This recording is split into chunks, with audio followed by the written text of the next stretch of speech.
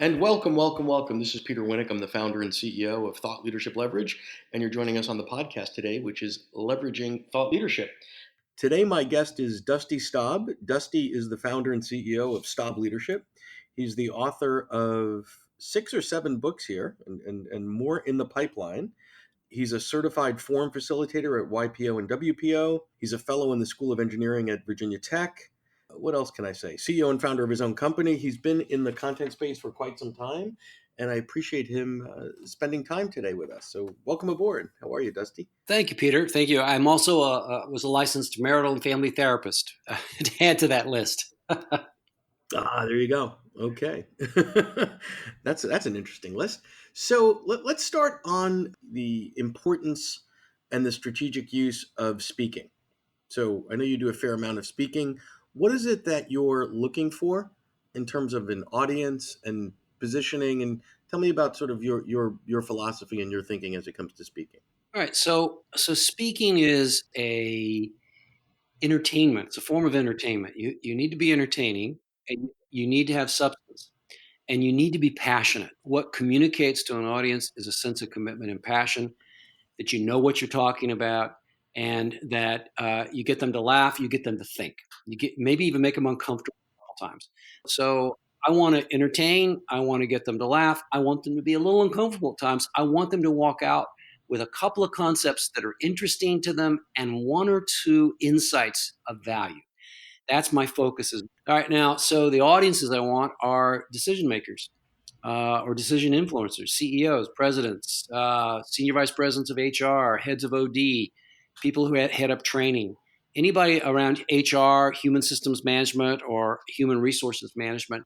Those are all decision influencers or decision makers. Got it. Those are the people that can choose to order 100 books, 1,000 books, 10,000 books. Those are the people that can bring you in for follow-up conversations where you listen to their challenges, issues, the pain points, show them what you can do, and that's where you close the deal. And about 85% of the time when we're at that stage, we get the business in terms of working with people. Get the business meaning follow-on business. Somebody saw you at a speech and then they want to talk more about how you can help them. Yeah, and it's really the topics that you talk to depends on the audience you're talking to, around how do you improve profitability through higher employee engagement? How do you deal with excessive conflict? How do you deal with the lack of effective communication? How do we begin to help people have more courageous conversations because we keep getting caught by surprise in our organization and it's never a good one? So there's all kinds of topics you can talk to as long as you have expertise behind it, because there are speakers out there who are selling fluff. Yep. And there are people out there who do not have the competence. So, for instance, I was dealing with a man who teaches couples how to have better working relationships, but he's been divorced 3 times, and his new relationship is only 6 months old. So I say, check your sources. Yeah, exactly. So let me ask you this: you're able to clearly articulate the exact niche and the exact audience and the exact market that you want to speak to. How do you get there? How do you get to them, right? And how do you say no to those that don't fit your criteria? But how do you find the audiences that are of most value to you in terms of speaking? Well, associations. So what I would say is you look and you say, all right, I want to talk to manufacturers. Well, what's the Manufacturers Association? I'd like to talk to public safety officers. Well, what's the Association for Public Safety? Underwriters associations. So you contact the association of the group you're interested in and the industry market segment you're interested in, and you have a couple of videos of you speaking, 10, 15 minutes, and you get the interest, you get them to look at it, and they realize you get invited to speak to their association. And you might speak to a local association before you get to the national association. But they've done the hard work of filling the room with the like-minded people that you want to be in front of, right? So they've got a room with 300 people or 50 people or whatever it is that meet your criteria. Exactly. And so then it's a matter of you're making sure your message fits the audience. It's making sure your price point fits well. You don't want to be the most expensive speaker out there, but you don't want to be a cheap speaker either. If you've got something of value, it needs to be priced in the right range. So those are all parts of it. And then, of course, if you had a speakers bureau behind you and a well-known speakers bureau, that really helps. But there's a lot you can do on your own without that. Yeah, exactly. Excellent. We've touched on the books, we've touched on authorship, we've touched on speaking, touched on workshops. Tell me how you in your organization separate sort of training slash workshops, that piece of it, from consulting. What are the differences in how those things look, how they operate, who you're selling them to? Oh, great question. I would say that the way I separate it is consulting is an ongoing relationship where you're in there helping to either facilitate some conversations, providing some ad hoc information and guidance.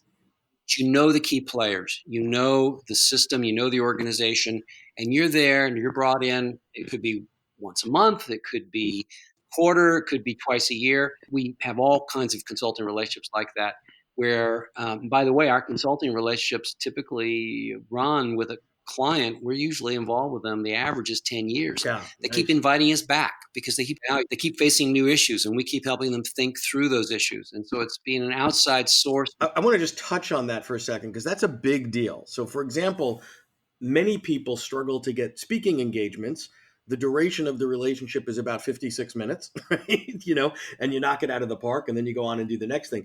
You're developing 10-year relationships with your clients based on your expertise, your content, your connection to them.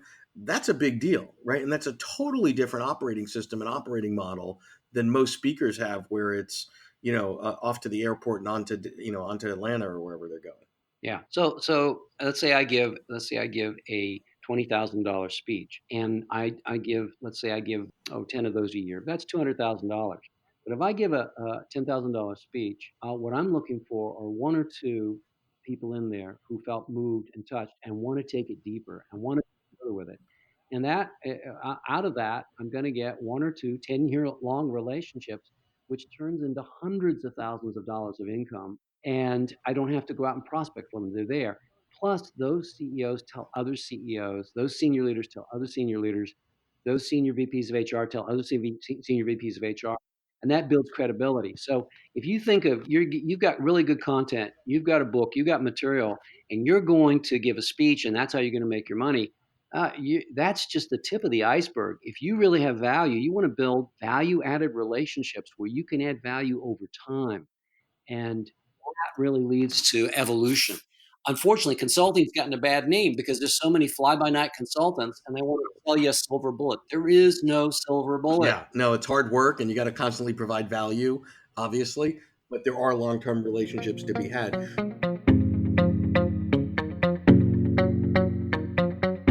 Today, my guest, I'm really excited about today's episode, is Anton Gunn. Anton has a lot of really fascinating experience, everything from a college football player to an advisor to the President of the United States to a two-time author, an established keynoter, and then a consultant with a specialty in healthcare. And I'm sure I missed several other accomplishments there, but in the spirit of brevity, that's sort of the highlight film.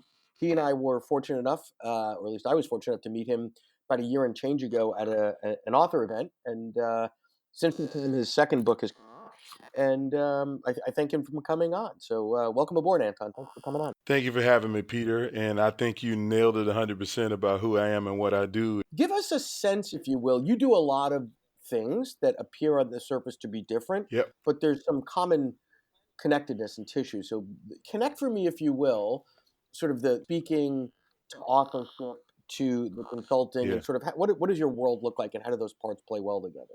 Yeah. So that's a great place to start. So for me, everything is on the continuity of what helps people to be better leaders. And so sometimes that means I'm a keynoter where if you're doing a big annual conference or your association is doing an event, you want someone to talk globally about leadership. That's where I'll be.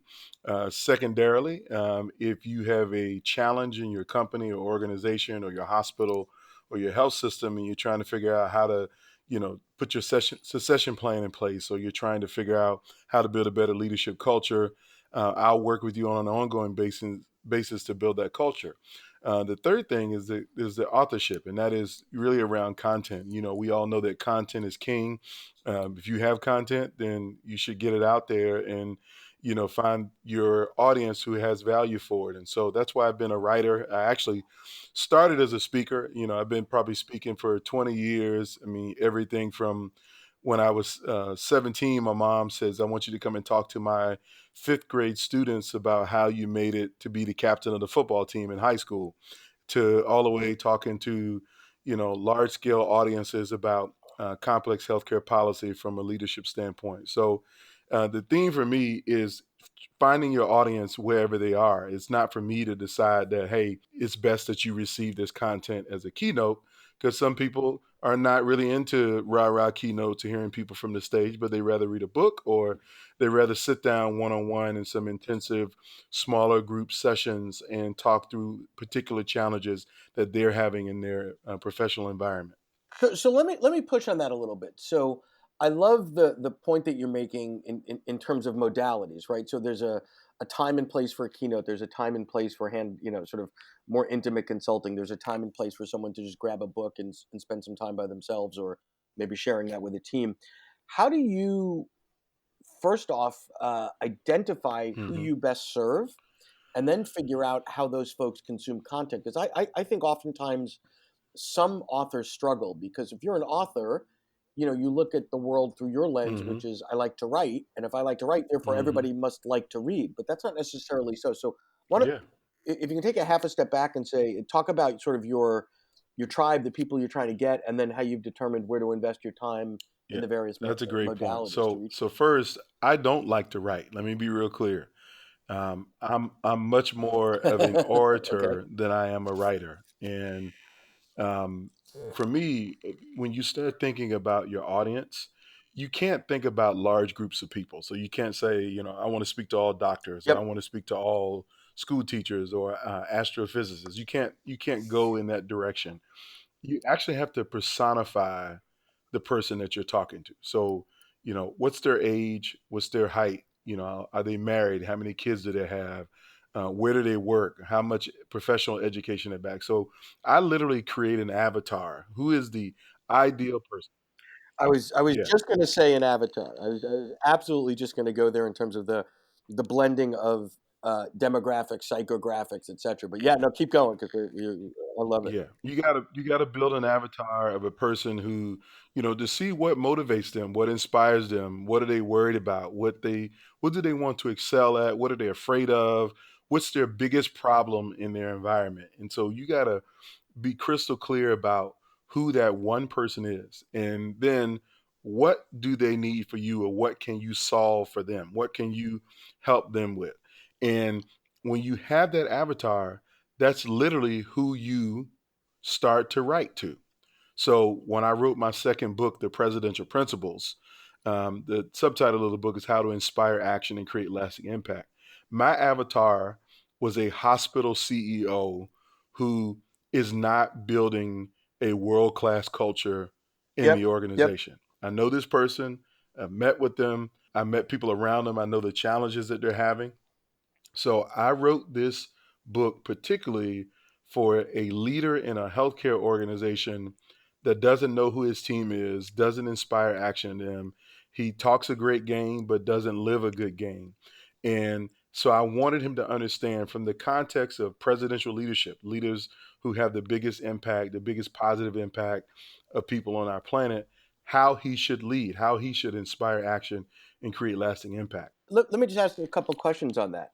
So by having that really, really almost granularity to the definition of the avatar, as you're writing and creating, it serves as, I would imagine, I guess a question, that it serves as more of the filter of what would that individual like? Do they need more data? Do they want more storytelling? How do I make it relevant to them? And I would imagine that shapes and guides your writing.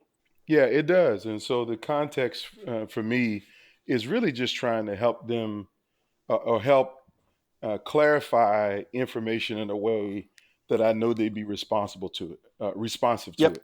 And so I just want to be narrow in my focus and my thought process around what I write, and that's how I get it done. Cool. But your second part of the question was, how do I decide which medium Yes. they receive that Yep. in? I try to tell people that my speaking is the commercial for what I actually do for people. Well, and wait, I think that's a brilliant point, because I just want to touch on buyers and expectations. So I think that when you put your head around what is the buyer of a keynote, not necessarily the audience member, that's different, but what is the buyer of the keynote looking for? It's someone that's engaging, someone that's Mhm. entertaining, and someone that can just throw a few interesting concepts out there.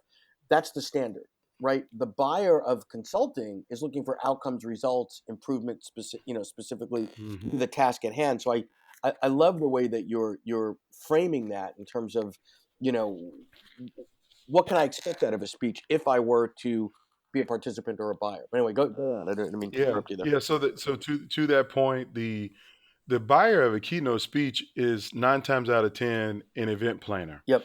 It's not the highest level person in the organization unless the president of a trade association decides, "Hey, I want you as a Yep. keynoter." Yep. So they're looking to make sure someone is entertaining, dynamic, that they deliver content from the Yep. stage, and that the audience will find value in. Because the bottom line, an event planner wants to have a great event. They want butts in seats. They want people to attend. Yep. They want people to pre-register, and they want people to evaluate the conference and say, "This is the best conference that I've been to in my life."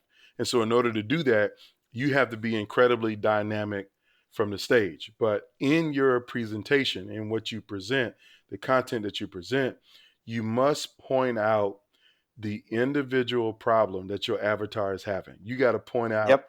the problem that you are the unique solution to solve that problem. And let people come to you at the back of the room or after the event and say, "Hey, I love to talk to you about this particular challenge that I'm having." And that's how, I begin to fish and look for opportunities to add value as a consultant or a leadership coach for an individual. If you're enjoying this episode of Leveraging Thought Leadership, please make sure to subscribe. If you'd like to help spread the word about our podcast, please leave us a review and share it with your friends. We're available on Apple Podcast and on all major listening apps, as well as at thoughtleadershipleverage.com/podcasts. I'm really excited to talk to our guest today. He is pretty much a legend in the field of speaking and communications on the corporate side. So, give you just a highlight of Nick's bio because it's pretty impressive. So, Dr. Nick Morgan is one of America's top 100 communication speakers, theorists, and coach. He's been commissioned by Fortune 50 companies to write for many CEOs and presidents. He's coached people to give congressional testimony, to appear in the media, and to deliver unforgettable TED Talks. Also, a world renowned author. I think he's got 5 books or so under his belt. His latest book came out in 2018, published by Harvard, called Can You Hear Me? And he's earned a PhD in literature and rhetoric. And anybody that has been in the speaking space for any period of time knows of Nick. So it's an honor to have you on today, Nick. Thanks for joining us.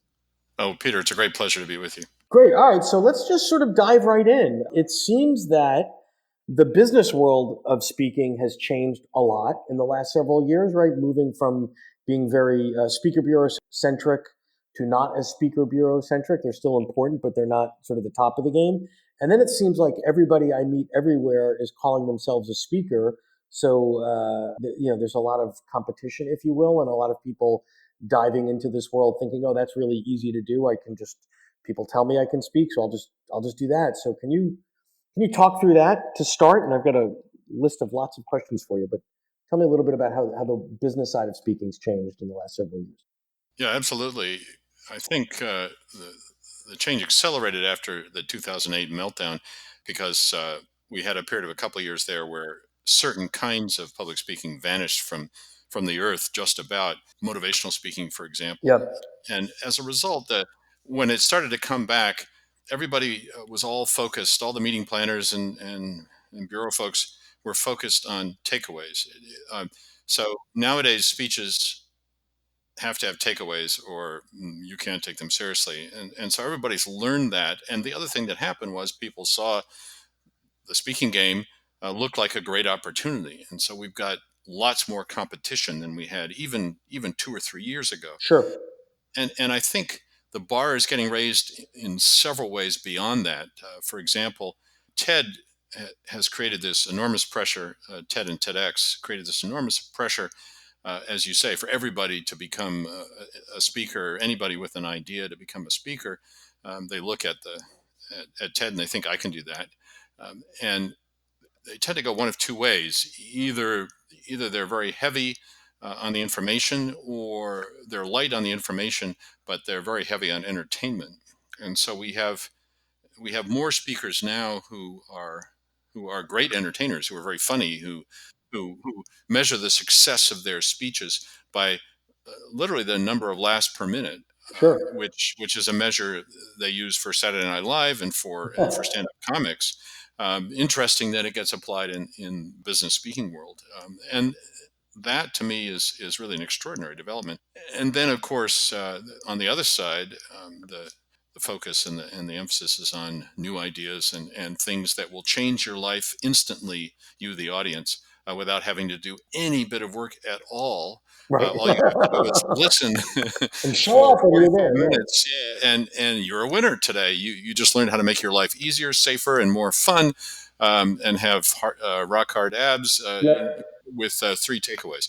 And the pressure on speakers, I think, is really getting intense in both those areas. Sure. Well, let me add another pressure that you touched on really briefly, but I think it's critical. Is there's the ego side to this, where many speakers have their standard keynote, and it's an hour and 15 or whatever, and they get booked and they get their full fee, and then the event coordinator says, "Oh yeah, but we're doing things a little bit differently here. We got to get that down to 20 minutes," and they have the full panic moment because if you've got all your stuff timed to the beat, and when you get the chuckle and when you get this, and they tell you sort of 2-3 days before, can you cut out 70% of the fluff? Yeah, exactly. How did that's another pressure. Give it to me shorter, right? So what do you do in that world, right? So that's the world that we're living in today. It's probably not going to go back to something different, right? Because you've got these social media stars getting out there. I want to unpack some of the things you said one at a time. So that motivational piece that you said, it used to be, and again, not all that long ago, sufficient for a certain caliber or a certain style of speaker to just be motivational. Just get up there being charismatic, and at the end, you Yep. learned a new hand signal and a new way to say woo woo or yahoo or whatever. And everybody walked out of there feeling good. And then really the organizers realized, like, that was really like a sugar high, right? Yes. Yeah. I just whiffed down a Snicker and I feel good for 5 minutes. Not a good investment, right? So how do you move from charismatic and motivational, which are not bad things in and of themselves, to takeaways, right? That's not a bridge that many folks can make. So how would you recommend folks start thinking about moving from sort of that entertainment side of it to impact focused? Yeah, I think it's a great question. I think it's easier to move the other way. I think it's easier. They're both difficult, but I think it's easier if you're a thought leader who has a fairly serious speech to lighten it up and add a lot of pep and charisma and work on that aspect of your game, and make it more fun and entertaining. It may cause you a few gray hairs if you feel like you're letting go of your seriousness, Sure. or you really are passionately dedicated to the topic. But I think that can be done. Going the other way is harder. I've worked with motivational speakers, and I won't name them, who, when we unpack the speech with that objective, because they had been told, precisely to your question, they had been told they had to come away, they had to add some takeaways. We unpacked the speech and we found there was no substance. I mean, And you won't that's name one of those just for fun? One of those speakers? no, I Yeah, I'm won't name kidding. one of those. That would be wrong. But Initials? No, I'm kidding. but it's surprisingly hard to put in content, and I sometimes find myself writing the speech for the person and thinking, this is really Nick talking, not the motivational speaker. But the ultimately what you have to do there is, and let me give you a more serious and nuanced answer to it. You have to dig down deep into the story that the person is telling, because your story is always unique. You can tell your story in your own voice, and in there's going to be some serious life lessons, and they may not be instant takeaways, and they may not be exactly what speaker bureaus and meeting planners are looking for, but they are in there. If you dive deep into your story, and the paradoxical thing is that those kind of speakers, the motivational speakers especially, they typically have some achievement, TV news anchor, or they're a surfer, or or they're Athlete climbed a or a mountain. military Yeah, hero. They've got a often great, yeah, often yeah, yeah, athletes. yeah, Yeah, yeah. there are a lot of those, and they think they're hired because of their success. But I always tell people, and they have a hard time grasping this, but it's a great breakthrough for them if they can. I always tell them, your success is the least interesting part of you.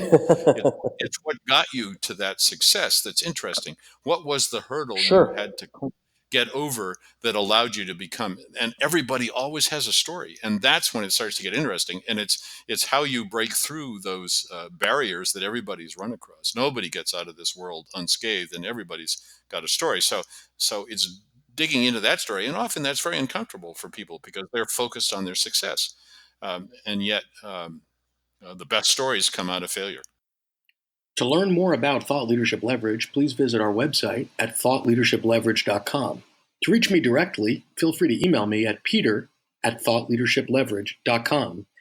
And please subscribe to Leveraging Thought Leadership on iTunes or your favorite podcast app to get your weekly episode automatically.